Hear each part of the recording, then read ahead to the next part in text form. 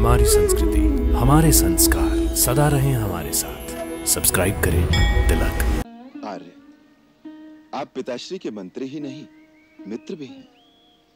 उन्हें सांत्वना देने के लिए आपका उनके पास पहुंचना आवश्यक है। मेरे महामनस्वी पिता को मेरी ओर से निवेदन कीजिएगा कि भरत को शीघ्र बुलवाकर उसका अभिषेक कर दें, और भरत से अनुरोध कीजिएगा कि उसकी दृष्टि में जो स्थान माता कैकेयी का है, वही सम्मान माता सुमित्रा और मेरी मां कौशल्या को दे। समस्त अयोध्या वासियों और गुरुजनों से मेरी, सीता और लक्ष्मण की ओर से चरण वंदना कहिएगा। नाव की क्या आवश्यकता है कुमार? रथ किस लिए है? जहां भी जाना है रथ में चलेंगे। नहीं आर्य सुमंत्र, हम यहां से पैदल ही चलेंगे।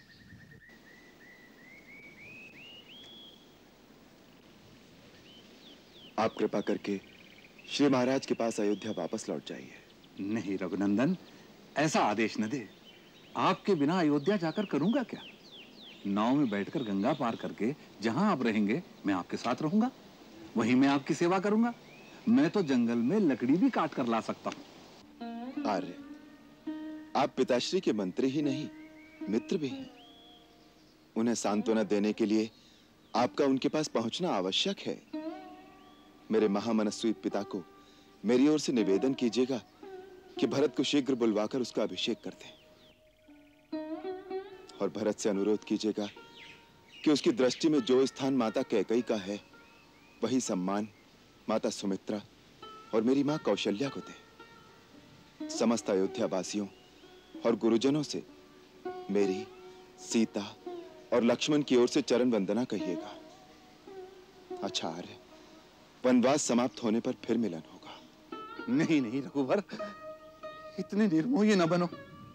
जिस सहज और सरल भाव से तुमने सब कुछ कह दिया, उसका निभाना कितना दुष्कर है।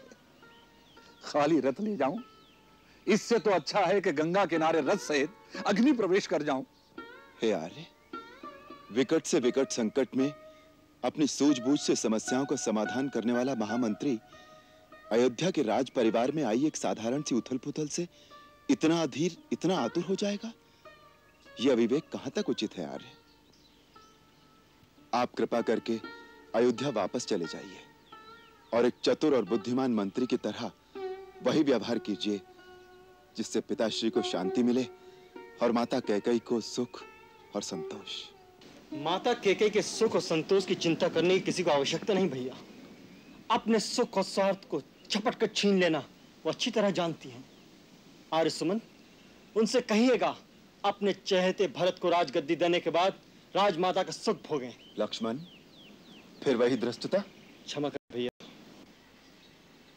आर्य, लक्ष्मण की बचकानी बातों को वहां किसी से न कहिएगा। आपको मेरी सौगंध।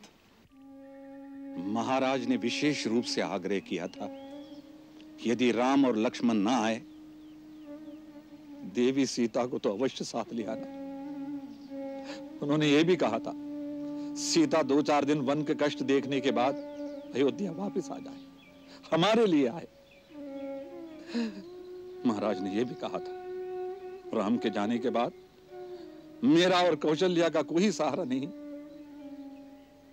राम, यदि मुझे आप जाने के लिए कहते हैं, जानकी को तो साथ भेज दो। अवश्य, जानकी जाएं, हमें भी प्रसन्नता होगी। आर्य? हाँ सीते, यहां तक आकर तुमने वन की छटा तो देख ही ली।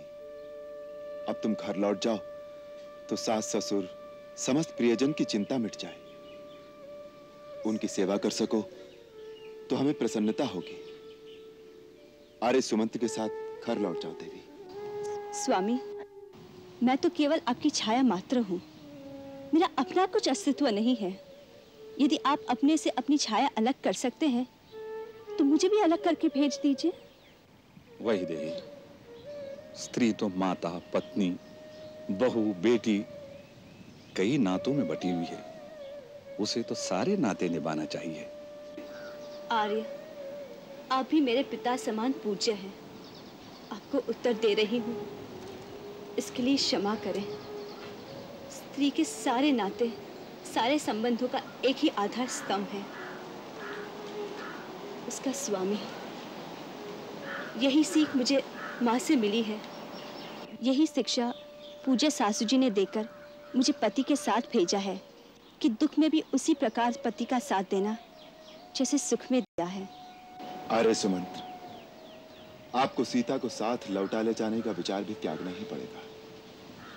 अब आप रथ लेकर प्रस्थान कीजिए। जी हाँ आर्य सुमंत, जब तक आप रथ लेकर नहीं लौटेंगे देवी कैकेयी इसी शंका में बेचैन रहेंगी कि कहीं हम सैर करके अयोध्या वापस न लौट आए। आर्य सुमंत्र, आपको देखकर माता कैकेयी को विश्वास हो जाएगा कि राम वन को गया, तब पिताश्री के प्रति मिथ्यावादी होने का संदेह करती रहेंगी।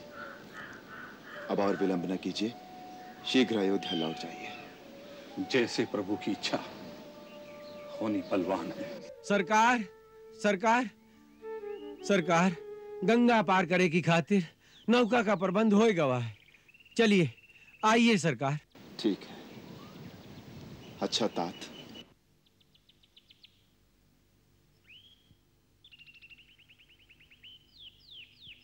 नहीं लक्ष्मण, अब इस विलासिता की भी आवश्यकता नहीं। यहां से हम नंगे पांव ही जाएंगे।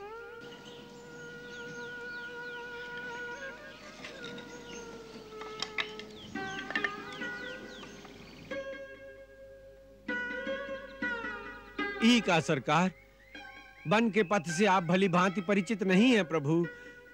पग पग पर कंकर, पत्थर, डगर डगर, झाड़ झंकार, कांटे, ई कोमल चरण कैसे सहन करी हैं? उसकी चिंता न करो मित्र, बाल्यकाल में ही हमें गुरुदेव ने इसके लिए तैयार कर दिया था।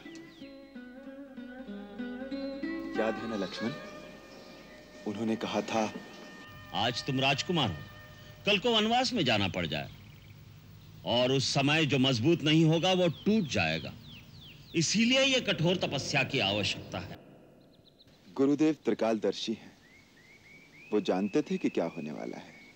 जानत रहे तो फिर रोक नहीं सकत रहे का? कोई नहीं रोक सकता मित्र, कर्म की गति बड़ी न्यारी है, स्वयं भगवान भी उसमें बंधे हैं। आओ चलिए। प्रणाम आर्य। जो प्रभु की इच्छा, होनहार बलवान है।